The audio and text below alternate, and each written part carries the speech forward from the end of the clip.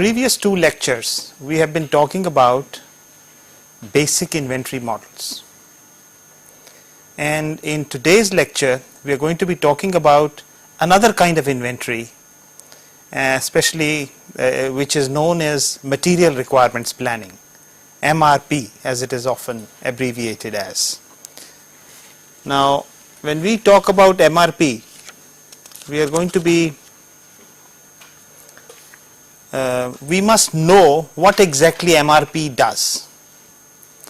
And I think the important thing to realize is that MRP is valid for those situations where you have, let us say, an assembly of parts and components, and we are talking about the master schedule of the end item. For instance, what it might mean is that suppose the schedule of cars that you want to produce is known, and then you got to plan out when to make the various sub-assemblies, how to assemble the various raw materials and so on. So from the given master schedule for end items, we are basically trying to determine the detailed schedule for the raw materials and the components used in the end products. So that is the primary purpose of MRP. That is, starting from a master production schedule, as it is called, of the end item. And since there are a very large number of end items and a very large number of raw materials and components involved in the end item, for instance, a typical car might have something like 8 to 10,000 components. So we have to actually plan for the procurement and production of all those components. And depending upon the master schedule, we find out when to procure, when to make the raw materials and the components which are used in the end product. I think the point to be noted here is that a typical MRP system, the demands that you are dealing with for the raw materials and the components are what we call dependent demands or lumpy demands rather than independent demands. That is the crucial difference between MRP and conventional inventory control.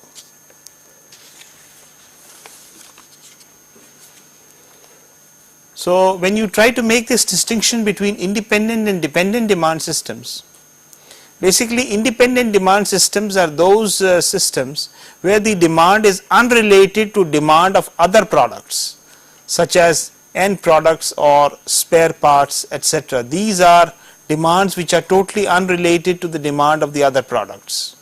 These independent demands can usually be determined by a forecast. And conventional inventory control using EOQ or Wagner-Witten models are generally applicable in these situations.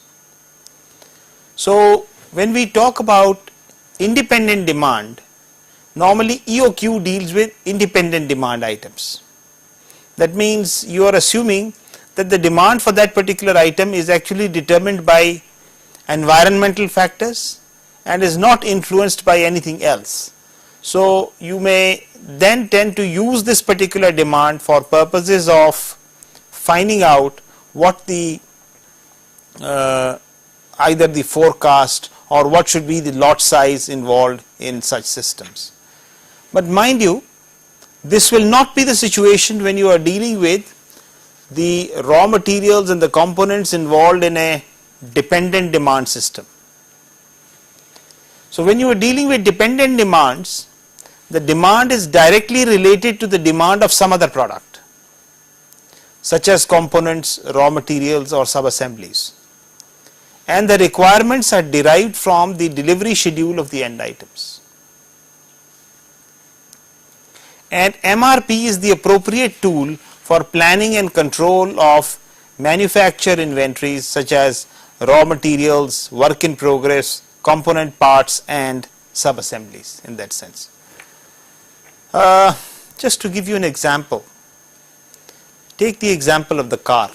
In the car manufacture, which has a large number of components and raw materials needed, what you can say is that the demand for the car follows an independent demand. But when you are talking about the demand for tires, each car which is produced has 5 tires, including the stepney.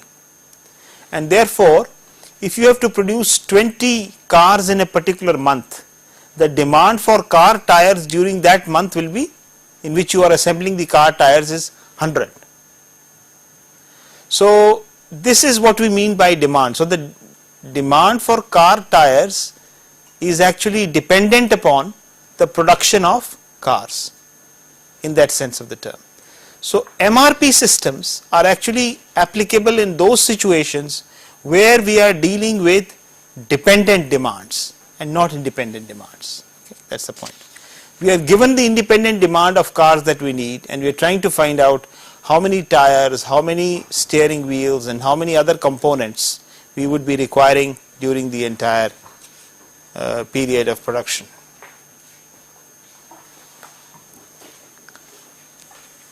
Another very important feature of the dependent demand is the fact that the demand is lumpy, unlike continuous demand. For instance, if you take the economic order quantity or the economic lot size formula, what happens there is we assume that the demand is falling at a constant rate.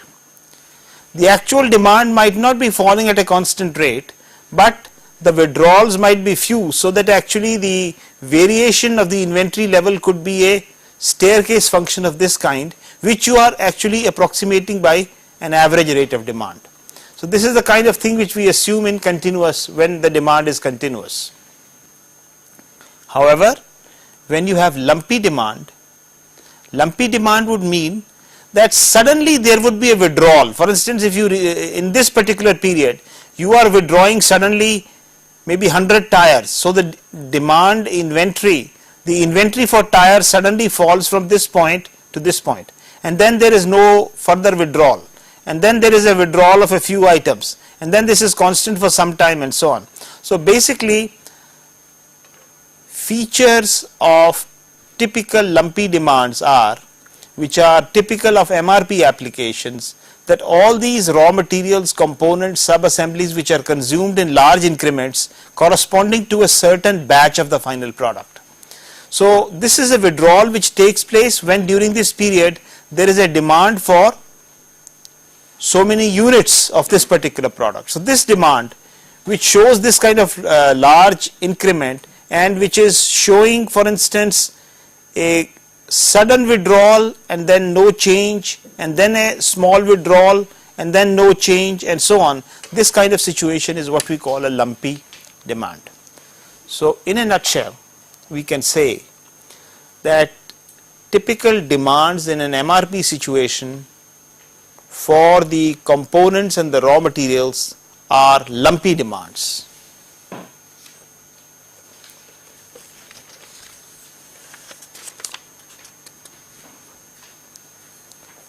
I think the other aspect that you need to consider in an MRP setting is the typical definition of lead times, and normally we are concerned with two kinds of lead times. We are talking about an ordering lead time for purchased items or parts, and we are talking about a manufacturing lead time for those items which are actually manufactured within the company. For instance, in this case, all you have to do is you have to do the initiation of the purchase requisition at this point of time, and ultimately you get the receipt of the item from the vendor either off shelf or he fabricates it at this particular point of time. So this interval between the initiation of the purchase requisition and the receipt of the item from the vendor is actually called the ordering lead time. Similarly, when you are talking about a manufacturing situation, you place an order at this point of time internally for manufacturing something, and then you process the part through sequence of machines as given on route sheet, operation plus non-productive times, and the item is actually delivered to you here. So this difference then is actually the manufacturing lead time. In MRP, we require lead times because they are used to determine the starting dates for assembling final products and sub-assemblies, for producing component parts, and for ordering raw materials. Because anything that you procure or produce has a time requirement or a lead time. So it could either be an ordering lead time for those items which are procured, or it could be a manufacturing lead time for those items which are manufactured. And you must, in fact, this is a typical input to the MRP system.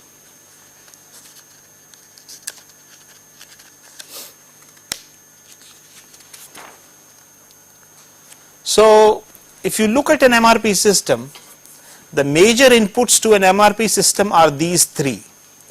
Number one, the master production schedule and other order data for the end item. Because to run an MRP, you must specify how many cars or how many units of the final product you would like to have in different periods. So this is that master production schedule. For this, based on this information and also based on what we call the bill of materials file, the bill of materials file actually specifies the product structure. How many components, how many sub-assemblies are required to make the final product and how are they related to each other. This is actually the information which is available in the BOM file, the bill of materials file. And the third major input to the MRP system is the inventory record file. That means you must know what is the stock of different items, components, raw materials that you already have, so that when you are making purchases, you account for the materials that you already have. That's the basic idea. So these are the three major inputs that we have for the MRP system in this particular framework.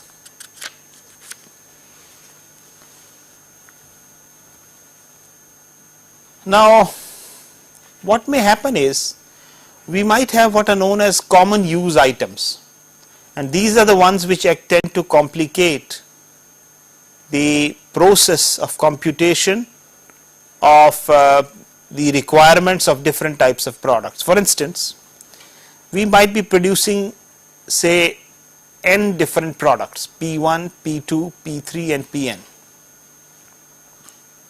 These different products might be requiring different types of components. For instance, what is shown here is that P1 requires component C1, it requires C2 and it also requires C3.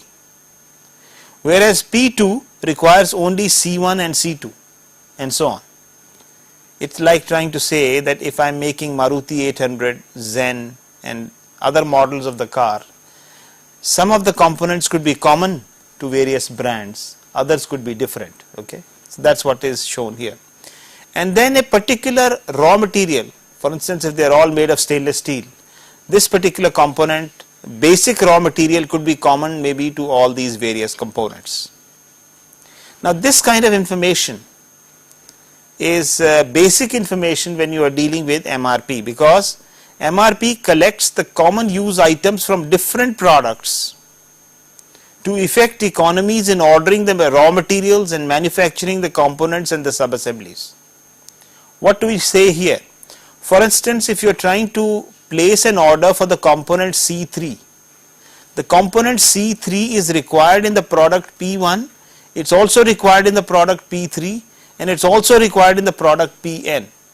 So depending upon your requirements for these three products, you will have contributions to the product P3 from all these particular requirements, so that when you are either placing an order for purchase or manufacture of this component, all this will be in fact shown in this particular scheme of things.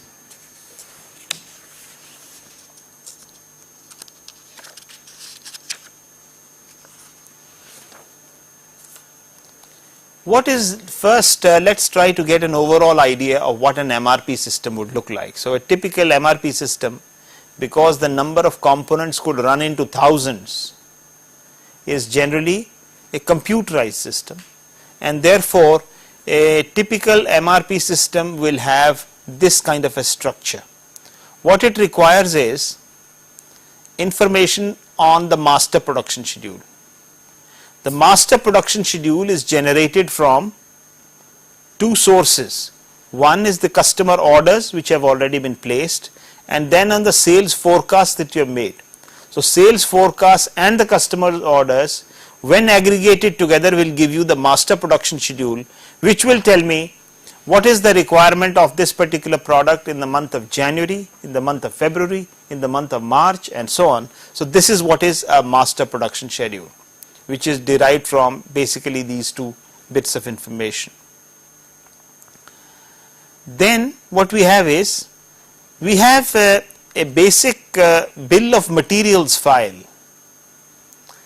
The bill of materials file is kept update with any engineering changes. If you change the design of the product, for instance, that particular change in the design is captured here, and therefore it would be available in the bill of materials file.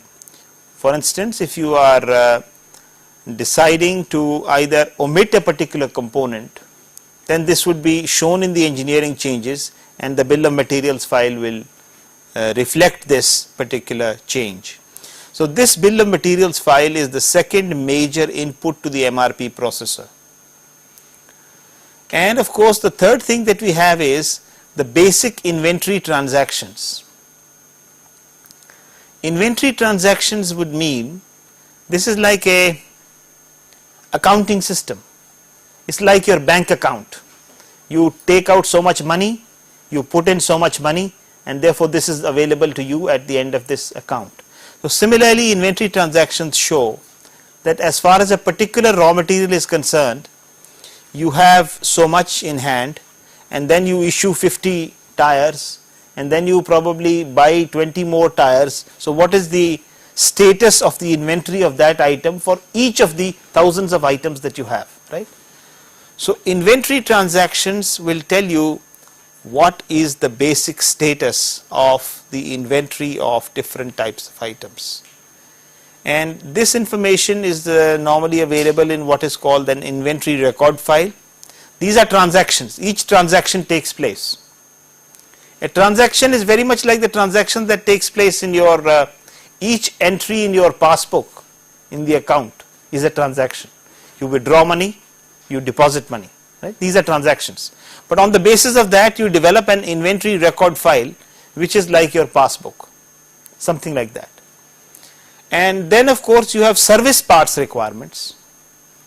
Now these service parts requirements are the requirements of parts which are in addition to the normal requirements that you have for the product. For instance, if you sell 50 cars, then maybe from experience you know that you will have to sell some additional silencers and so on, which will be sort of replacements which are different. So for each item you will have some such requirement. So these are those, and ultimately these can be combined with the master production schedule because they define the requirements in that sense of the term. So these are the three major inputs to the MRP system. And then what does the MRP processor do? It gives you typically reports, output reports, and the most commonly used reports are these four. This is the most commonly used report. It's called the gross and net requirements report. That means it tells you what are the gross requirements of different jobs and what are the net requirements of different jobs. Capacity versus load report, which means it tells you that what is the capacity that you have and how much are you loading it in individual periods. Shop floor planning report is more detailed, and it tells you exactly how the various equipments and the machines in the shop floor are going to be loaded over the next 1 week, 2 weeks, 3 weeks. And finally the production order status and exceptions report, which will tell you that as the processing keeps going, are you conforming to your requirements, or are you making any departures from the schedule? So this kind of information is also available here. So this is broadly the structure of an MRP system in that sense.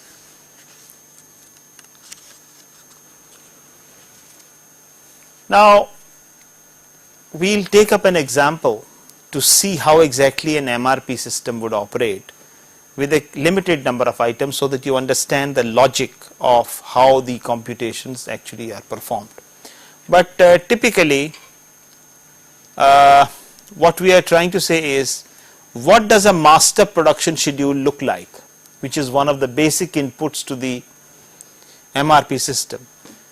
A master production schedule will be a document like this, which will probably say that in week number 6, 7, 8, 9 and 10, product P1 you need 50 of them in the 8th week, and you need 100 of them in the 10th week. Similarly, this product you require 70, 80 and 25 in the 7th, 8th and 9th week. So like this, for each product, this is the end product, this is like the final product, this is like the car, how many Maruti 800s and how many Zens etc. that I need in different periods. So this information is called the master production schedule, and this is the basic driver of the MRP system.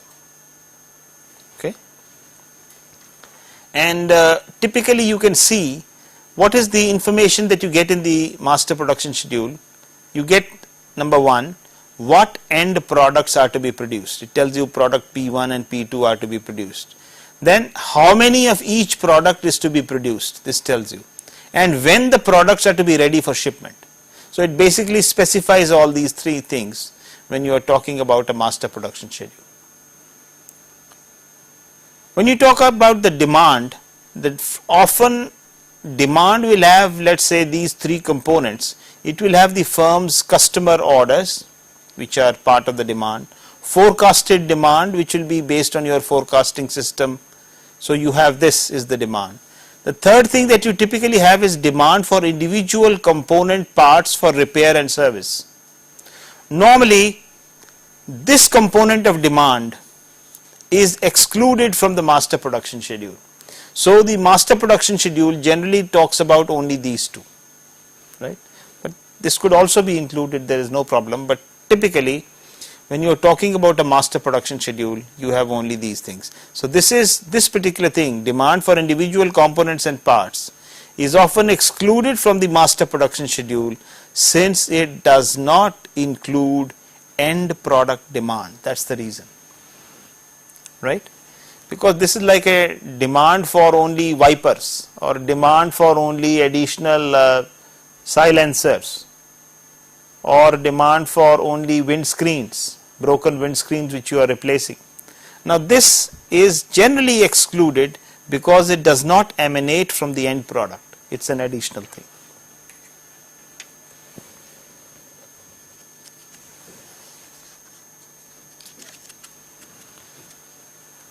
Now we have seen what the master production schedule looks like. Now let us see what is a BOM file.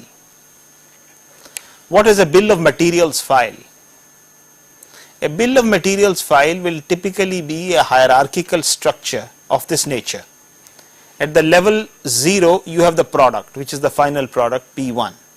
This product is composed of two sub-assemblies, S1 and S2, and there are numbers here which indicate that for each product I have one sub-assembly S1 and two sub-assemblies S2 which are needed to make the final product.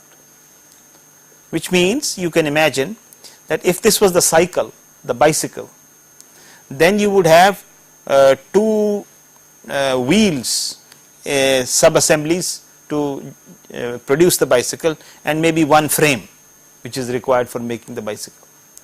So 1 and 2 here refer to the number of parts of that type going to make one unit of that particular product. Then of course we have, at the level of the raw materials, we again have sub-assembly S1 is composed of C1, C2 and C3, and the numbers here show that 1 unit of component 1, 4 units of component 2 and 1 unit of component 3, they are all required to make 1 unit of sub-assembly 1. See, that is the notation. Similarly here, when we say 2 units of component 4, 2 units of component 5 and 6 units of component 1, these are required to make one sub-assembly S2. So since we need 2, we will have to double this particular value here. That is the notation. Then of course the sub-assembly S1, which is shown here, is said to be the parent of components C1, C2, C3. So this is the parent, and these are the 3 components. and any engineering changes affecting the product structure must be fed to the BOM file. That means if you are changing the design, what does it mean? You are either eliminating this component or making a different component or something. So these changes in the design will have to be reflected in the BOM file that you have with you. Okay. So we have looked at the master production schedule, which is of the end items. We have seen the BOM file, which is nothing but the product structure, how the product is composed. In fact, if you would recall your lessons from graphic science, when you do an assembly drawing, you typically develop a bill of materials with that drawing. What is that bill of materials? That's exactly this. It tells you how many components of each kind will go into the final assembly. So that's the information and how they will go into this. Then the third major thing which we need to understand is the inventory record file, because then these define the three major inputs to an MRP system. An inventory record file is important in the sense that it should give you accurate current data on inventory status. It should not have lags. If you want to find out how much money you have in the bank today, if your copy is not updated for the last 6 months, you will not be able to find this out, right? So what you need is an accurate current data on inventory status. Each inventory transaction is reflected, and then you can find out how much would be this quantum of inventory of different products you have. This is generally computerized in the form of an item master file. And in this, when we are talking about the inventory status, lead times must be established in the inventory record file. We talk about both the ordering lead times and the manufacturing lead times. So this comes from the purchasing records, and this comes from the process route sheets of the manufacturing that you are doing within the factory. So you should have this information on lead times corresponding to each item in the inventory, because when you are placing orders, you must know how much time it's going to take. And then of course the inventory transactions, which means the issue of material, the arrival of material, the order placement, the realization must be kept current. So these are the basic requirements of the inventory record file.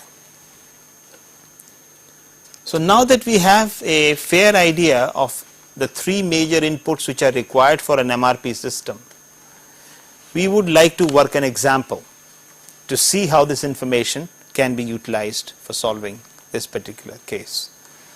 So we will take this example which has two end products, P1 and P2, and this is the BOM structure for 1 and 2. That means each product P1 is composed of subassembly 1 and subassembly S2.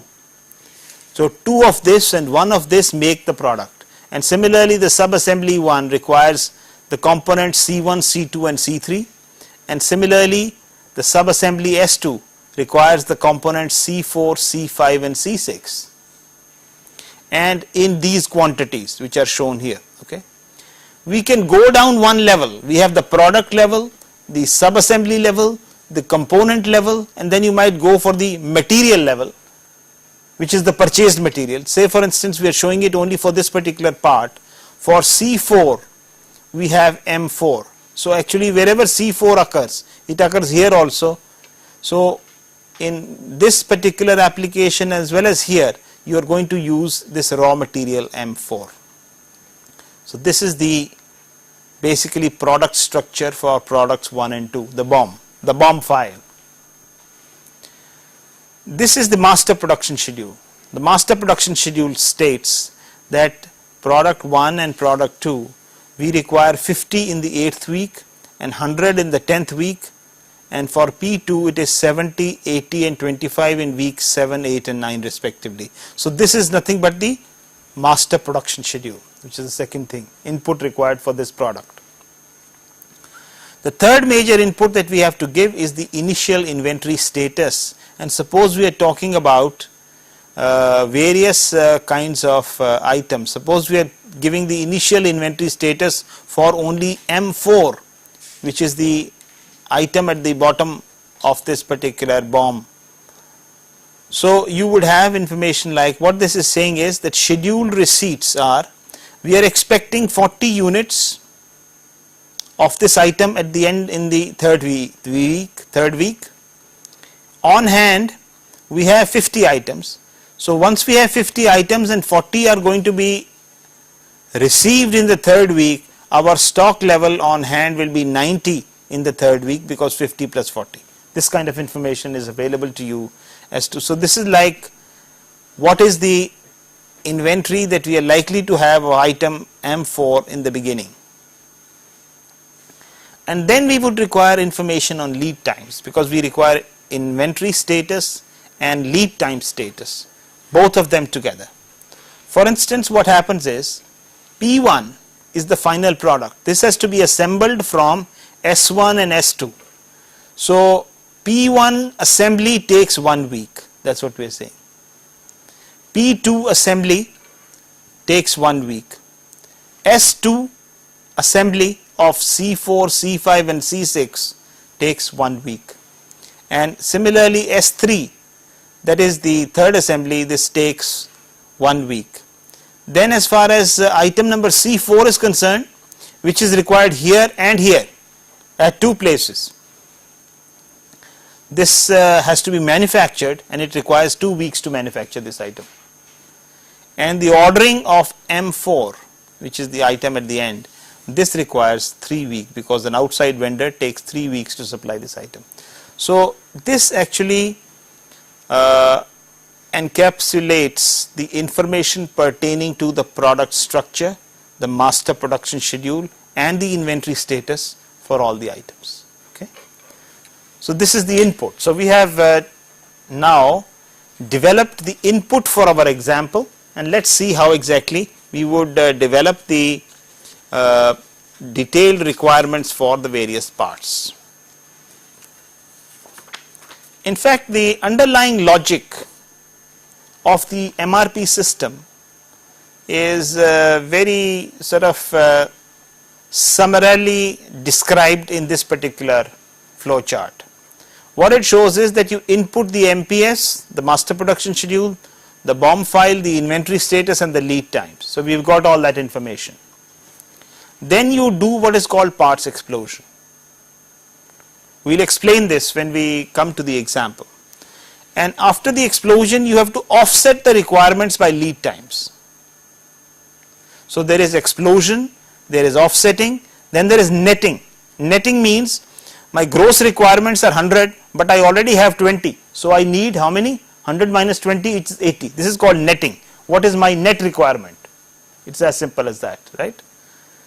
And then finally, you may do lot sizing of the net requirements for procurement or production. So these are the basic steps which are involved when you have to do the MRP logic to apply it for this particular situation. So you would begin this information, we begin it from the end products, product 1 and product 2. We make a table like this in which we show the gross requirements, the scheduled receipts, the on hand inventory, the net requirements and the planned order releases for each item. So as far as P1 is concerned, P1 has as a master production schedule where the requirement is 50 in the 8th week and 100 in the 10th week, that's about all, and nothing is available on hand.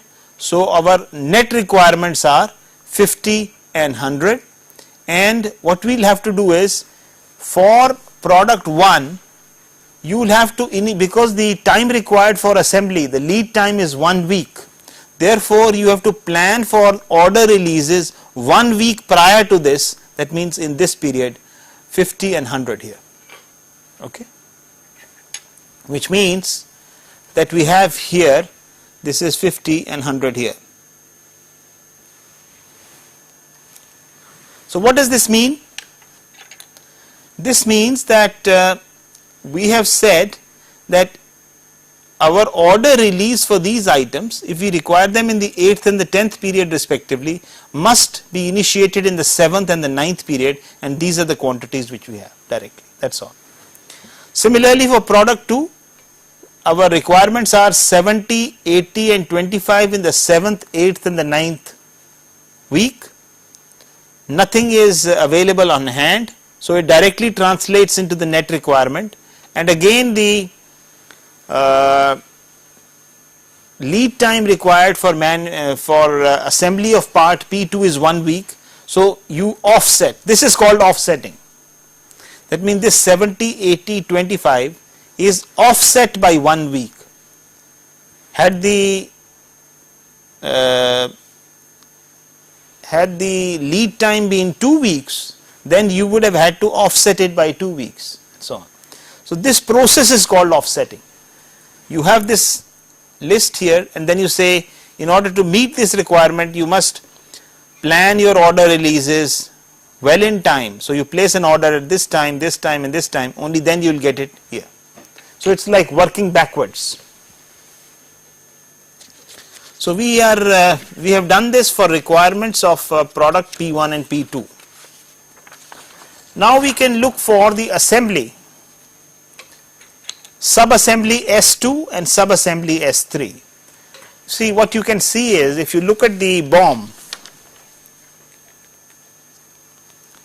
the subassembly S2 and the subassembly S3 is here. We will demonstrate these computations for the lowest level of only M4, right, which means we will have to calculate S2, S3 and the various components here to be able to arrive at the value for M4. So that is why we are illustrating that how will you compute the requirements for subassemblies S2 and S3. The requirements for subassemblies S2 and S3, subassemblies S2 and S3, how will you find out the requirements for subassemblies S2 and S3? Let me explain to you. This is S2. We have already determined our requirements for part 1, and 2 units of subassembly are needed in each unit of part 1, isn't it? So what we will do is, we will find out the requirements of part 1, which we have already found out, and just multiply it by 2. This is called parts explosion. What we are doing is actually called parts explosion. So what happens is that you have subassembly S2, and as far as the subassembly S2 is concerned, the product P1, which is the one that you have just computed in the 7th and the 9th period, 50 and 100 is the requirement. So what you will do is double this requirement for the subassembly S2, so this will become 100 and 200. So that is exactly what has been done here. So the requirement for the subassembly S2 is 100 and 200. Nothing is available on stock, so this is 100 and 200, and this has a lead time of 1, so we offset it. So the moment we determine the requirements of a particular subassembly by multiplying the requirements of the previous parent product, that process is known as explosion. You are actually exploding the requirements of the previous product and then finding out these values and this. Similarly, the subassembly S3, it has these requirements. Now subassembly S3, you require only 1 unit of the subassembly S3 for each product.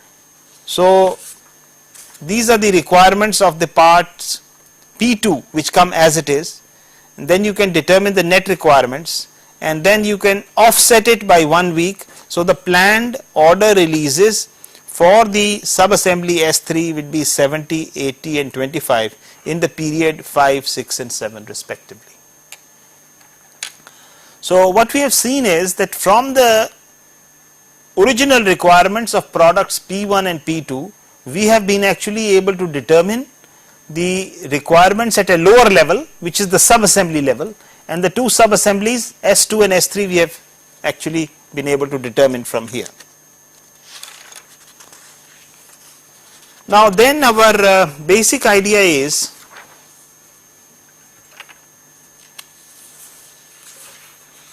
that once we have determined the requirements for S2 and S3, we would actually like to find out the requirements for C4, which is this component which is common to two different products, and at the same time we would then want to determine the material M4 which will be occurring here as well as here.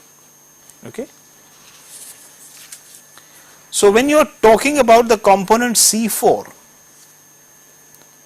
the component C4, now this actually indicates the concept of explosion in a much more dramatic form. When we are trying to determine the requirements for C4, what do you see? C4, 2 units of C4 are needed in each assembly S2, right? So we take the requirements for assembly S2 and multiply this with 2 across the periods, and we will get the requirement for C4 from here. But this C4 that you are talking about here, just 1 unit of C4 is needed in one assembly. So what we will do is, we will have to multiply by 2 the requirements of S2 to get this particular value, and then simply add this requirement of S3 just once. Okay, this is what will have to be done. So that's precisely what's being done here. So what you find is that when you take the sub-assembly S3, for instance, take the sub-assembly S2 and S3. Let's put it this way. This is the sub-assembly S2. The requirements are for sub-assembly S2 are 100 and 200 directly. And when you are trying to work out for C4, you will have to multiply this by 2. Right? So when you multiply this by 2, you would get 200 and 400 here. And then to these values you should add the requirements for the sub-assembly S3, which is just a simple requirement of 70, 80 and 25. So 70, 80 and 25 added to the original values of 200 and 400 will lead to 700, 280, 25 and 400. So I hope this process is clear. This is a typical process of explosion. We are finding out the requirements of C4 from the requirements of one particular subassembly and another subassembly where this particular item is used. So you would get requirements like this, and then the net requirements are the same, and this has a lead time. The component C4 has a lead time of 2 weeks, so we offset by 2 weeks, 70, 280, 25, 400. Once we have determined the requirements of the component C4, we can actually utilize this information to compute the requirements for the raw material M4, and coming down to the lowest level now. So what we are simply saying is that as far as C4 is concerned, this is fine, and this is now how C4 and M4 are placed. Each unit of M4 is required in a unit of C4, and here of course what is really required is that you have each unit of M4 will be required in a unit of C4. So what we can do is the total requirements for item number M4 will be whatever has been computed already for component C4, so which is 70, 280, 25, 40, and then the scheduled receipts for this component are 40. We had seen that we were expecting a consignment of M4 in the 3rd week. This information was known, so you have this here, and on hand for this item is 50. So that means you will get 90 here, and when you get 90 here, what it means is that you can take care of this demand of 70 in this particular period, and 20 will be carried over to the next period. And when you carry this over, your net requirements now will be minus 20 indicating that you don't require anything, because your net requirements are 70 and you have actually 90 available. So this is minus 20, and then 280 you have 20 available, so 260. So this is called netting, the net requirements. And then the planned order releases, this is not an order release, this is an excess, this 20. So if you take it by 3 weeks, because the ordering time for M4 is 3 weeks. So we offset this. So we have 260, 25, 400, and of course this period you don't have to take into consideration because this is an excess. So this gives us the planned order releases for item number M4. Something similar can be done for each component, each subassembly and each part. And the information therefore that you are getting is, for each component or each raw material, we are finding out how much of each of these components are required in different periods, different weeks. Similarly here, right? So I think that essentially gives you a summary of how the computations are to proceed in terms of the various products that we have at our disposal. Now let's try to look at the various kinds of output reports which are typically being produced by any MRP system. The primary outputs from any MRP system are actually summarized here, and the first bit of information that you get from this system is you get order release notice to place orders that have been planned by the MRP system. That's the first thing that it tells you. In fact, it tells you how many items are required in each period, right? So the moment the lead times for those items are have been encountered, you can actually automatically initiate a purchase order for each of these items and purchase an item for each of those items. And especially in a situation where you have tens of thousands of items, that means automatically the computer would place an item, would place an order for each of these items whenever this is required as per the MRP schedule which is determined, because this is the information that you get, right? You recall, that's what we mean. We ultimately get planned order releases, which means for this component you need to place orders for 260 in the first week, 25 in the second week and 400 in the third week, and so on, right? So you have this information for each item. So this is something that will guide you for material procurement and material requirements. Why is it called material requirements planning? You are determining the requirement of materials in different periods, like we showed you. That's what the idea is. And the reports showing planned orders to be released in future periods. This can also be done, because it's not only the orders that you have to place, but also planned orders that have to be released in the future periods.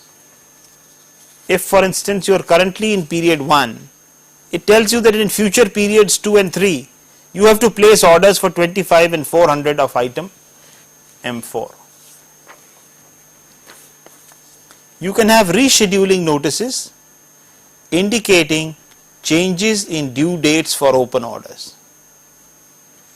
What does this mean? What can be done is, for instance, that suppose there is a change in the due date of a certain order, right? You wanted 20 cars in January, now you don't want 20 cars in January, you probably want 30 cars in January. So there is a change in the MPS. So then again you can run the MRP system again and do this rescheduling notices, which will tell you what is the additional number of items that you would require of different types for various kinds of open orders. This information is available. Cancellation notices, if the demands are cancelled, including cancellation of open orders because of changes in the master production schedule, this can be determined. And then reports on inventory status can be made available to you directly from an MRP system.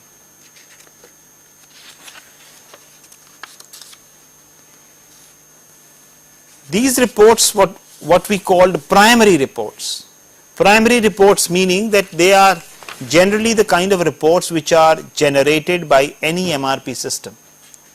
And then of course you can generate any number of secondary outputs. Secondary outputs are generally those outputs which you generate on the basis of specific requirements. So these are custom made to the requirement, right? If you have a certain report, for instance, what will happen is that performance reports of various types like costs, item usage, actual versus planned lead times and other measures of performance, this particular report can be generated because the data would be available in the MRP system. Exceptions reports showing deviations from schedule, overdue orders, scrap and so on could also be obtained from an MRP system. Inventory forecasts indicating projected inventory levels, both aggregate inventory as well as item inventory in future periods, these could be made available to you. So depending upon the need, you can generate a large number of secondary outputs from the report, from the system that you have. What are the typical benefits of an MRP system? You now have an idea of what an MRP system does, starting from the master production schedule, the BOM and the inventory status, and then through an example we have tried to look at how you generate the requirements of the parts in different periods. So the next thing would be, what would be the benefits of an MRP system? Some of the major benefits of an MRP system are that there is typically reduction of inventory from 30 to 50% in work in progress. This is what has been reported in the literature. I think this is obvious because when you are actually calculating how much you need and you are ordering on that basis, that means you are not ordering unnecessary amounts which you would otherwise have ordered. That is why there is a reduction in inventory. There is improved customer service. Late orders have been reduced by 90%. Quicker response to changes in demand and master schedule. Greater productivity. Reduced setup and product changeover costs. Better machine utilization. And increased sales and reductions in sales price. Because when there is an increase in sales, you can offer the advantages to the consumer and bring down the prices. So this has been the effect of, these are some of the major benefits of an MRP system which is involved here. Now the MRP system that we have discussed is the basic system which talks only about determining the material requirements. That's why it's called material requirements planning. Now there is an evolution of MRP that has taken place. What is the evolution? The first thing that happens with a typical MRP system is that it becomes an improved ordering method. You tend to order things only when you need them. So you are progressing towards, in some sense, just in time, right? So this is becoming an improved ordering method. And then you can talk about unrealistic machine schedules, ignoring plant capacities, and therefore you can do priority planning on that basis in the second stage of evolution. And then when you graduate further, you can talk about what is called the closed loop MRP, which is not only plans priorities but provides feedback to executing the priority plan. See, for instance, the major defect with the MRP system is, once you calculate the material requirements, you do not know whether you have the capacity to actually deal with those requirements because there was no capacity check. So here we are making those checks. And ultimately, in trying to integrate everything, we come to what is known as MRP2. MRP2 is actually called manufacturing resource planning. Manufacturing resource planning. And when you are talking about manufacturing resource planning, basically you are linking the various functions of the organization: capacity planning, inventory management, shop floor control, and MRP. So links up the closed loop MRP with the financial systems of the company. In MRP, material requirements planning, we haven't done any financial linkages. So this links up the finances. So then it tells you exactly how material is flowing, at which point maximum value added is taking place, and things of that kind. That would be manufacturing resource planning, right? So we would talk about these kinds of things.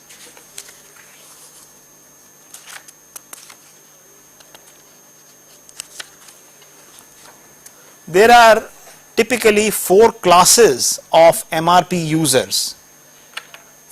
these are like users who become mature in the use of MRP. So the 4 classes are A, B, C and D. Actually you start with class D, then graduate to C, then come to B and then come to A, right?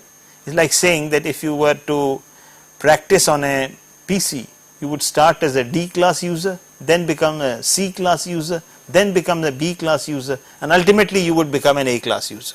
So typically A class user, which is the best, would mean that you would tend to use closed loop MRP, you would have integrated systems, you would help to plan sales, engineering, production. So you're talking about integration of various functions, and there are no shortage lists to override the production schedule.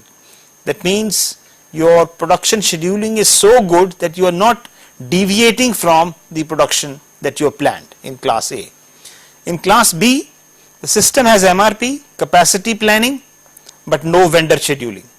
Vendor scheduling is not a part of this. Used as a production control system, needs help from shortage list, inventory higher than need be. So we have not talked about integrating vendor scheduling here. That means when should which vendor place an order. Then class C would be system used for inventory ordering rather than scheduling. Scheduling by shortage list, and master schedule would be overloaded.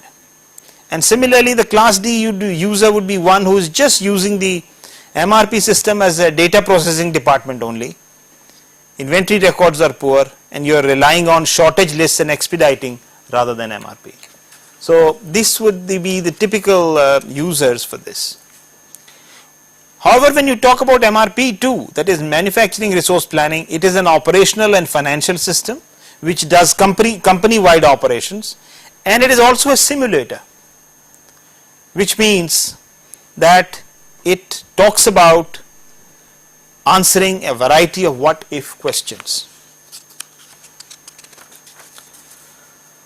Finally, let's try to summarize what we have done today. We have seen the difference between dependent and independent demands. We have seen that MRP is useful for planning requirements of components and parts, knowing end item demands. And the major inputs to MRP are the master production schedule, the BOM, the inventory and the lead times. That's what we saw. And the MRP logic goes through operations like explosion, offsetting, netting and lot sizing in a bid to determine the requirements of the various parts and components which are there in that particular thing. And finally, some of the major benefits of MRP include improved planning, lesser inventories, shorter lead times. However, MRP does not integrate cost functions, that's a defect. And MRP2, which is manufacturing resource planning, links the financial functions across the organization. So we have seen that essentially MRP systems are valid for dependent demand situations, and through an example we tried to show how the basic computations can be made. Thank you very much.